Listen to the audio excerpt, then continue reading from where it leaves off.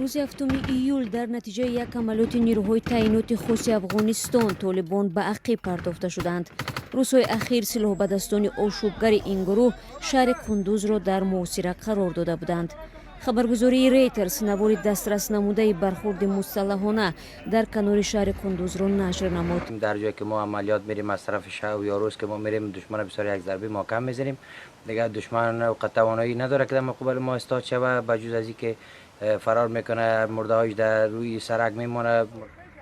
با آغاز بیرونشوی نیروهای پیمان ناتو از افغانستان که تا 11 سپتامبر به انجام میرسد، طالبان حمله ها در سراسر افغانستان را افزایش داده، مناطق زیادی را به ویژه در شمال این کشور تحت تصرف درآوردند.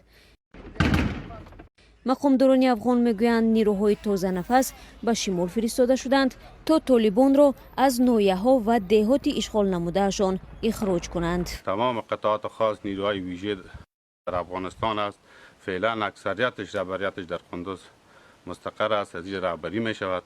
هیچ نوع مشکل نیست، صرف جز از خسته بودن و کسل بودن بعض سربازای ما یک دمه گرفتیم. هیچ نوع مشکل نداریم. اکثریت ولسوالی‌ها پس ما پلان داریم، پلان عملیاتی دوربرد داریم، پیشروی داریم که تصفیه و تلاشی گرفتن ولسوالی‌ها تمام قریزات پس به حساب پست‌های خود قریب فعال میکنیم. دیروز همچنان منصبداران افغان 7 ایول طالبان به شهر قلعه نو مرکزی مأموری ولایت بادغیس حمله نموده قرارگاه پلیس و ریاست امنیت را اشغال نمودند. والی بادغیس حسام الدین شمس گفت طالبان با خسارات کلان و عقب نشینی از شهر وادار شدند. وزیران کار خارجه 5 کشور آسیای میانه و افغانستان در یک نشست مجازی یا آنلاین از افزایش خشونت‌ها در افغانستان نگرانی کردند. ملاقات روز 7 ایول با ابتکار وزارت کار خارجه افغانستان و مرکز منطقوی سازمان ملل در مورد دیپلماتیای بازدارنده برای آسیای مرکزی برگزار شد.